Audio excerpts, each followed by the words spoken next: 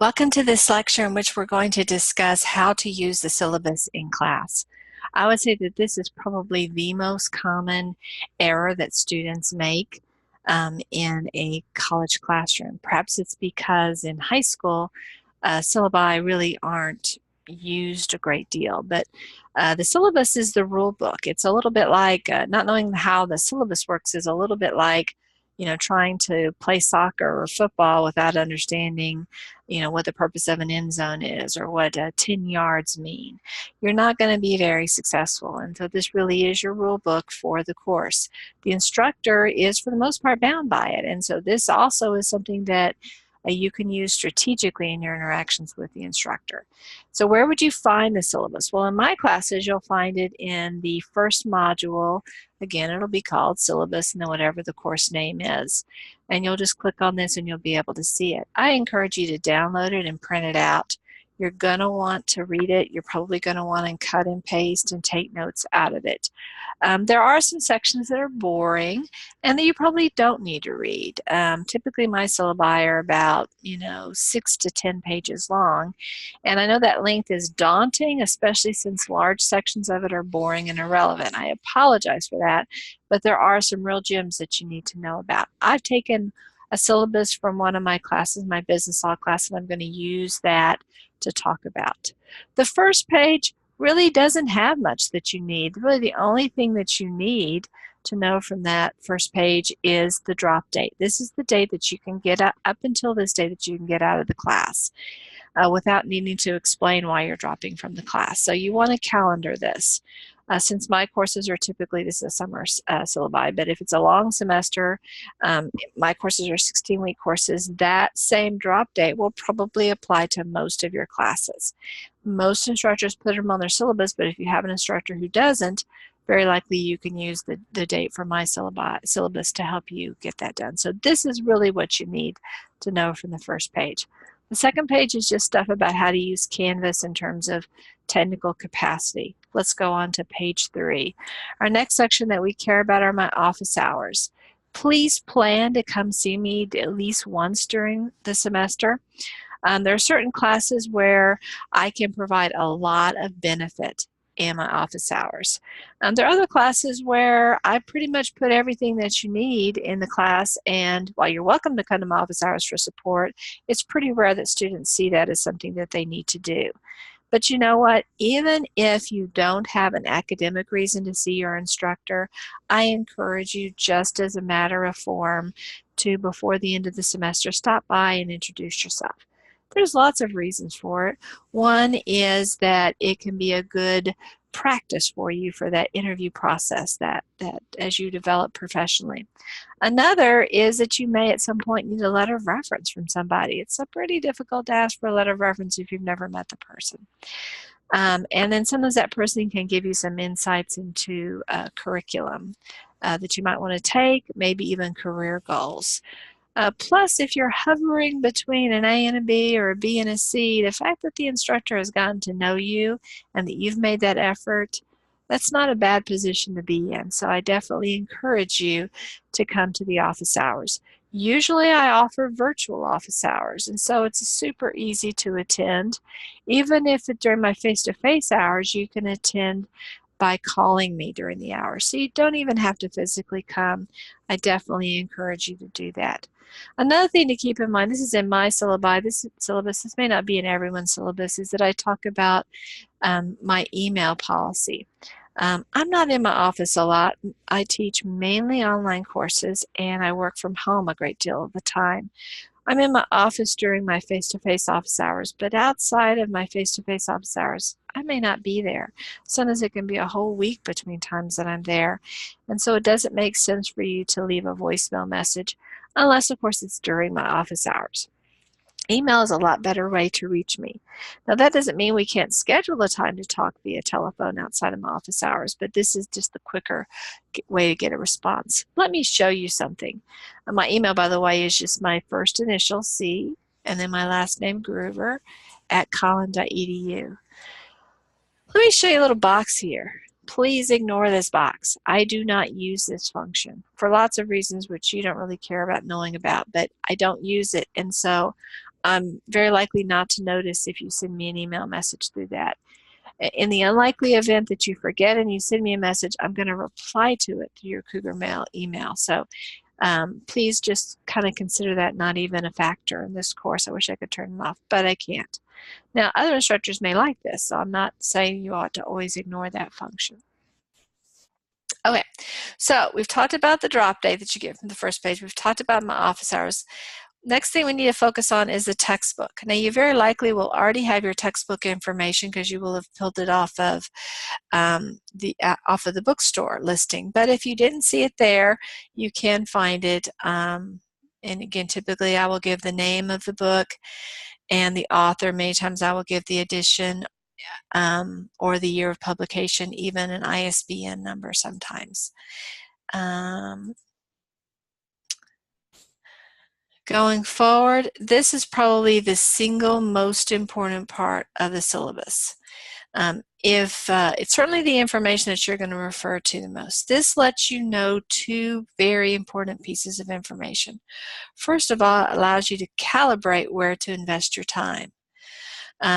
You can see the discussion boards are only worth 5% of your grade.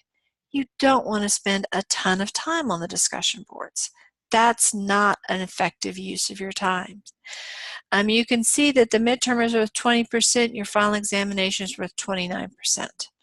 Really, all of this is prepping you for your midterm and your final examination, but you can see that these are very significant parts of your grade, so you're going to want to study outside of this time frame for this. So you'll want to focus on these elements to decide, should I spend a lot of time, should I spend just a little time? It helps you figure out how to allocate your time. The other important aspect of this is this gives you the formula for how to calculate your grade. You don't have to calculate your grade. I have a separate lecture on how to do that if you're interested. That's my job to do. Little reminder, Canvas can't calculate your grade, so please ignore any grade predictions that Canvas gives. They are rarely accurate. The data in Canvas grade section is going to be accurate, but the calculation isn't going to be accurate. This gives you the information that you need, and so feel free to calculate your own grade if you want. But again, this is a very, very useful piece of information. I can't tell you how I've had students who've worried a great deal about a missed discussion board. That's almost a non-event. You can miss a discussion board, it's going to be okay. But you don't want to miss the midterm. That would be a bad thing. So focus on the things that have the greatest weight in the course so that you can maximize your grade. I also have on this particular page information about the discussion board and how to participate, and I have several pages. My rules about discussion boards vary from class to class. You'll find the rules here. You'll also find them posted within each discussion board place so that you can also have that information. If you have additional questions, then you'll want to watch that lecture about discussion boards. And then I usually discuss something about how the assignments work and how the quizzes work. Sometimes in classes, the students are required to complete all the assignments and all the quizzes, sometimes just a portion of those. I've had students who have spent time and done every quiz but not got through too many assignments. Well, that's not smart in some classes because in some classes you only have to do maybe half of the quizzes and half of the assignments. If that same student had spent the same amount of time but had spent some of the times that he or she spent on the quizzes on the assignments, his or her grade could have been dramatically better. So be smart. Follow these rules to make sure that you aren't doing more than you need and that you're spending the right amount of time on an activity. You'll also see rules about how the assignments work. Sometimes I have timed quizzes, for example, and so you want to find out how that information works. You can usually also find information about how the quiz works at the beginning of the quiz itself. Sometimes I allow students to do assignments more than once, and so that would be another area that you'd want to see. Again, it will be explained within the assignment whether you can complete it more than one time.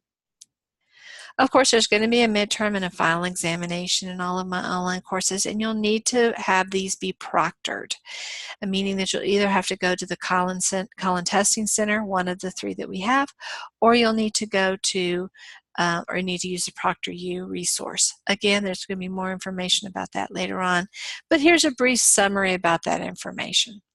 And then here's some information about ProctorU. I have a separate lecture that covers this topic more generally, so I'm not going to spend time talking about that. Then I have a section talking about email. Email is a real opportunity for being efficient and being smart about how you communicate, but it's also very easy to get off track with email. I've had some students who've been very effective with email, and I've had some students who've kind of shot themselves in the foot with email. And so here are some guidance about how to handle email. I also, again, have a lecture on this topic. But if you, again, you want the Cliff Notes version, here's some information about how to approach that. And then now we're ready for our last section. This is a week-by-week breakdown of what semesters you're going to be taking. Typically, I organize the modules here in the same order that I have in that discussion. So you'll see here I start with Chapter 1, then we go to Chapter 2, and then we have Chapter 6 is in the same group, then we have Chapter 3. It's the same order on the syllabus, 1, 2, 6, 3. So usually I have them organized in that way, and so you can see the order on this calendar. You can also see the order in the way that I have the modules organized, and you can also see the due dates within assignments typically. I don't have due dates on this one because it's past the date, but usually next to the number of points there would also be the date that the assignment is due. Actually, let me go into a different class so we can see that. Here we go.